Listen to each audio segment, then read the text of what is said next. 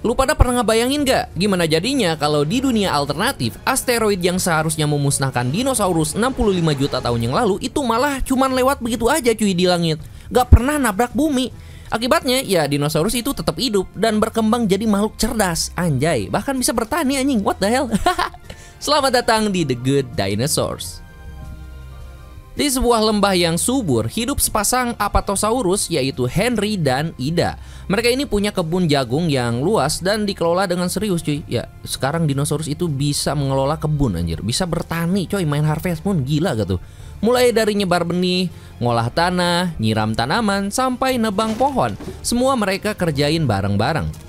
Suatu hari, 3 telur mereka itu mulai menetas. Telur pertama itu menetas dan lahirlah si Libby. Disusul telur kedua yaitu si Buck yang lincah dan aktif. Nah, telur ketiga ini yang paling besar cuy. Pas menetas keluarlah si Arlo. Tapi lucunya walaupun telurnya itu gede ya, segede gaban, tapi badannya itu justru paling kecil di antara kakak-kakaknya cuy. Ini kemana nih semua nutrisi yang ada di telurnya itu cuy? Wah, bisa kecil kayak gini ya. Mereka itu tumbuh besar di kaki pegunungan Cloudtooth. Seiring waktu, ketiganya itu mulai bantu-bantu di kebun keluarganya. Libby dan Buck itu gesit banget cuy. Sementara si Arlo, ya kayaknya dia ini beda sendiri cuy. Anak pungut ini mah ya, karena tugasnya itu cuma kasih makan hewan ternak doang, tapi dia ini justru sering gagal gitu cuy. Padahal cuma ngasih makan ayam coy. Masalahnya si Arlo ini penakut parah cuy. Waktu ada semak-semak goyang dikit aja, dia ini udah panik duluan. Padahal itu cuma anak ayam yang lewat doang anjir. What?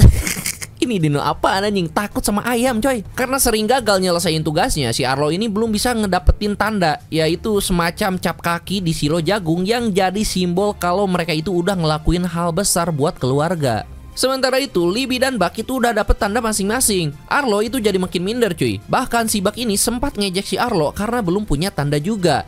Kesal dan sedih, Arlo pun pergi ninggalin semuanya. Malam harinya si Arlo itu dibangunin sama ayahnya cuy karena mau diajak jalan-jalan sebentar. Awalnya si Arlo ini bingung, tapi dia pun nurut aja gitu. Mereka jalan bareng di bawah langit malam yang gelap dan tiba-tiba ada kunang-kunang terbang mendekat. Ya seperti biasa si Arlo ini langsung takut cuy. Padahal udah jelas anjing lu itu dino segede gaban anjir, malah takut sama kunang-kunang yang segede itil. What the hell? Tapi ayahnya itu meniup perlahan dan kunang-kunang itu mulai menyala terang. Arlo pun mulai tenang. Lalu makin banyak kunang-kunang muncul dan bikin malamnya itu jadi indah banget. Di momen itu, ayahnya bilang satu hal penting. Kalau Arlo mau tumbuh jadi kuat, dia itu harus berani melawan rasa takutnya itu. Buat bantu Arlo belajar, ayahnya itu kasih tugas baru, yaitu menangkap pencuri makanan yang sering nyolong jagung dari lumbung mereka.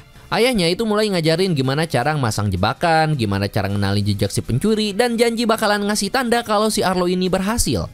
Gak lama pencurinya pun kena jebakannya. Tapi waktu Arlo lihat siapa yang ketangkep, ternyata itu cuman bocil barbar doang cuy. Dia pun kagak tega, bukannya ngusir atau nangkep, si Arlo ini malah ngelepasin si pencuri itu. Lagi-lagi rasa takutnya itu malah menang. Wait. Jadi di dunia alternatif ini semuanya itu kebalik ya? Para manusia itu jadi barbar dan para dino menjadi pintar gitu cuy. What? Udah lah, lanjut.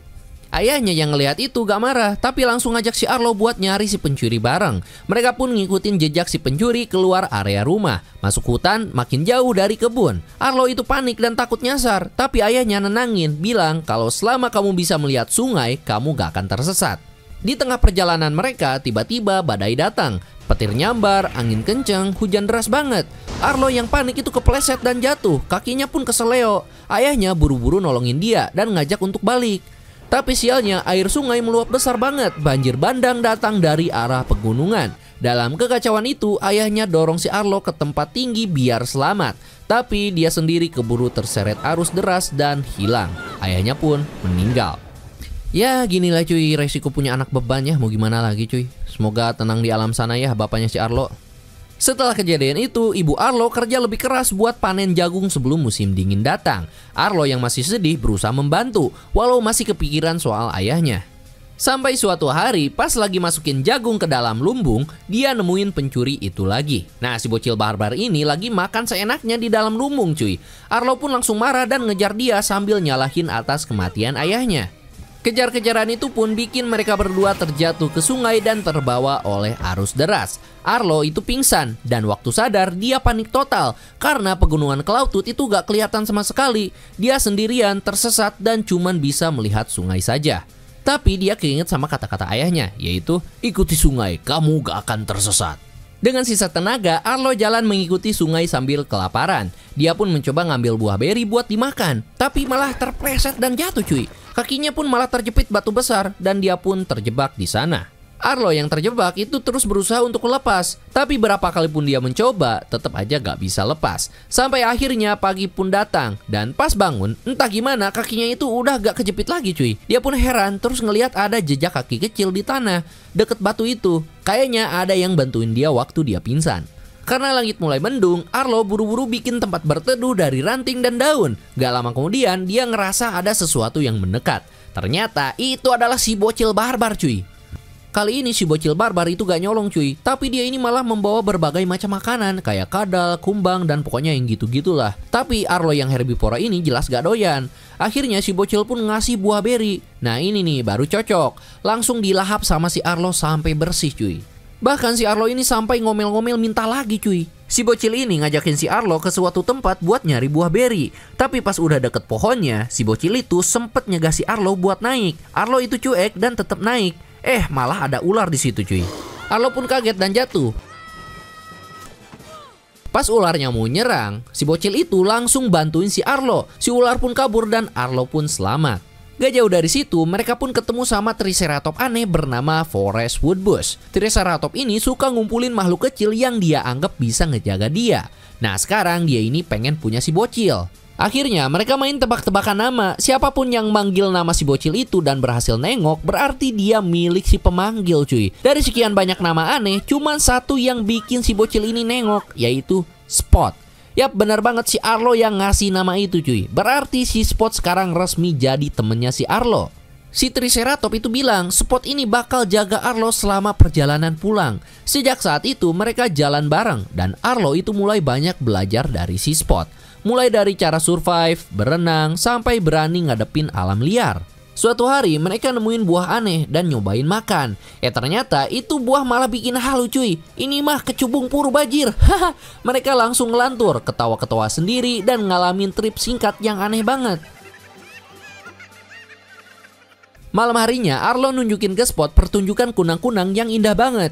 Di bawah langit berbintang itu mereka mulai saling terbuka. Arlo cerita kalau dia itu kangen banget sama keluarganya. Buat ngejelasin dia pun ngegambar keluarganya dari ranting di tanah. Spot pun ikut gambar. Ternyata Spot juga kehilangan keluarganya cuy. Walaupun dia ini barbar ya, tapi dia ini tetap punya keluarga cuy. Malam itu mereka berdua diam, gak banyak ngomong tapi saling ngerti. Persahabatan mereka pun makin erat. Besok paginya perjalanan dilanjut lagi, tapi cuaca mulai berubah. Awan gelap datang, angin kencang mulai bertiup, badai muncul, dan saat itu kenangan buruk muncul di kepala si Arlo. Dia pun mengingat tentang ayahnya yang tersapu oleh banjir bandang. Si Arlo itu langsung panik, dia gak bisa ngelanjutin. Bukannya maju, dia ini malah muter balik dan milih buat bersembunyi. Setelah badai besar berlalu, Arlo itu duduk sendirian. Dia ini masih terguncang cuy. Tiba-tiba sekelompok Petrosaurus itu terbang melintas di atasnya. Arlo pun spontan berdiri dan minta tolong buat nanya arah ke pegunungan Cloudtooth. Pemimpin kelompok Petrosaurus yaitu si Thunderclap ngomong seolah-olah bakal bantuin si Arlo. Tapi belum jauh mereka jalan, Thunderclap tiba-tiba nemu seekor rubah kecil dan langsung dimakan di tempat.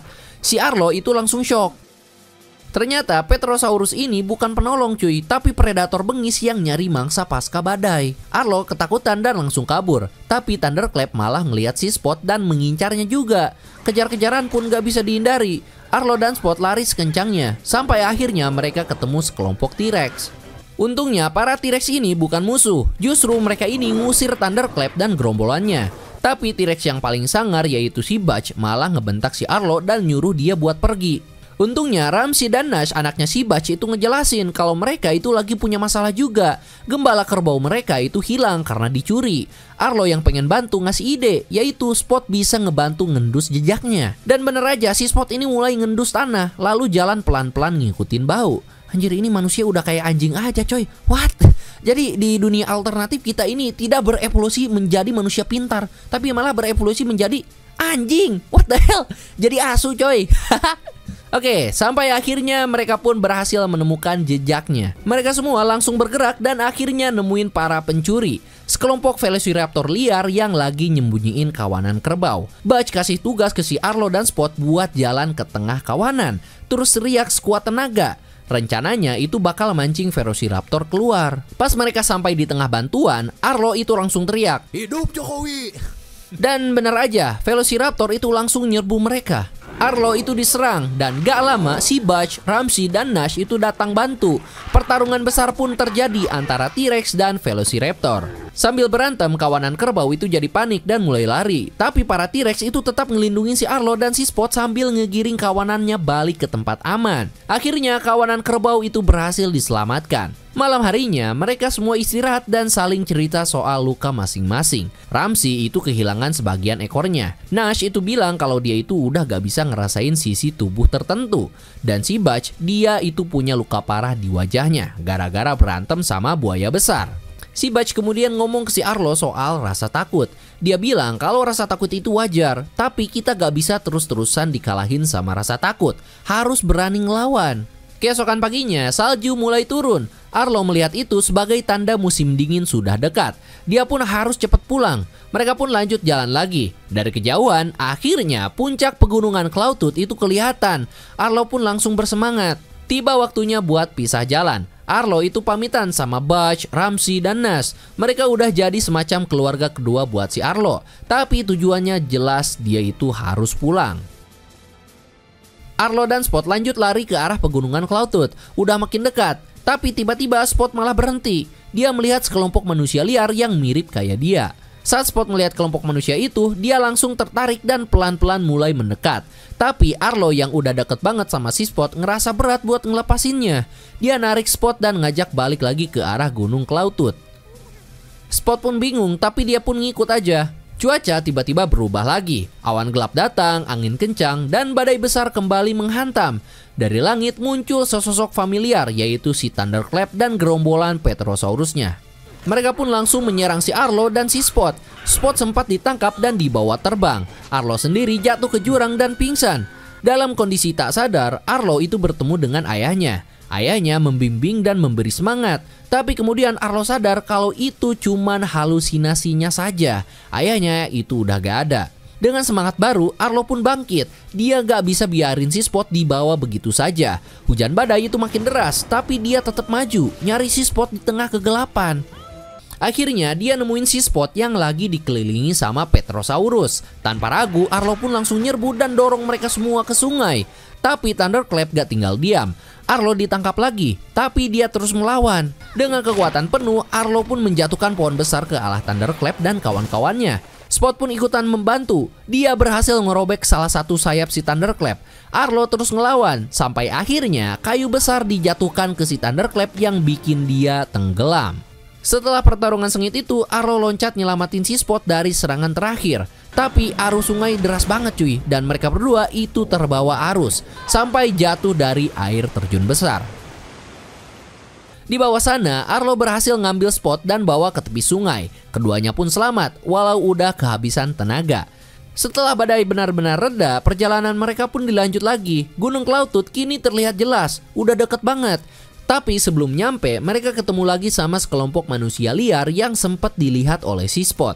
Kali ini mereka makin dekat. Spot mulai mendekati mereka. Salah satu wanita dewasa di kelompok itu membelai kepala si Spot dengan lembut. Spot pun terlihat nyaman, kayak ngerasa aman gitu cuy. Mungkin itu keluarganya, atau paling enggak tempat yang cocok buat dia pulang. Si Arlo diam sejenak, dia pun sedih, tapi dia juga sadar ini yang terbaik buat si Spot. Dengan ranting, Arlo gambar lingkaran di tanah tanda keluarga yang sebelumnya mereka buat bareng. Spot ngerti maksudnya, mereka berpelukan erat, gak pengen pisah, tapi tentunya harus cuy. Karena ya udah jelas beda spesies, gak bisa hidup bersama anjir. Spot akhirnya jalan bareng keluarganya. Dia beberapa kali nengok ke belakang, lihat si Arlo, dan Arlo itu senyum walau berat banget ngelepasinnya. Arlo pun jalan sendirian mendekati rumahnya, dan begitu dia tiba di ladang keluarganya, ibunya langsung lari nyamperin dan peluk si Arlo erat-erat. Saudaranya juga datang.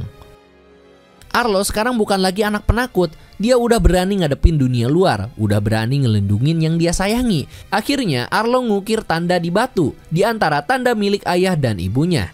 Sekarang dia udah jadi bagian penting dari keluarga, dan film pun selesai. Oke, thank you banget buat kalian semua yang udah nonton video ini dari awal sampai akhir bersama gua pengacara pengangguran banyak acara. Jangan lupa klik like dan subscribe, dan sampai jumpa di video berikutnya.